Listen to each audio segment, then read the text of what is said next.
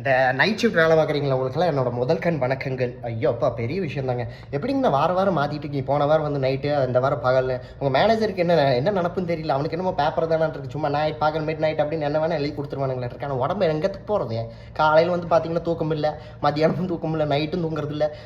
என்ன சொல்கிறது, இப்படியே சோறு கீரெல்லாம் இல்லாமல் வாழ்க்கையை ஓட்டி போட்டு காசு சம்பாரிச்சு யார் கொடுக்க போகிறீங்கன்னு எனக்கு தெரியல. ஆனால் பார்த்தீங்கன்னா 2 வருஷத்துக்கு முன்னாடி நீங்கள் கமலஹாசன் மாதிரி இருந்தீங்க. இப்போ குருதி பூனல் கமல் மாதிரி போட்டு அடிச்சிருக்காங்க. உடம்புல மெட்டபாலிசம் எல்லாம் நாரி போய் இதெல்லாம் என்ன ஆச்சுன்னு அவங்களுக்கு தெரியாமல் பார்த்தீங்கன்னா இப்படி இப்படி இருந்தவங்க எல்லாருமே பெருசாகிறாங்க. எல்லாமே ஒரு மாதிரி ஆகிட்டாங்க.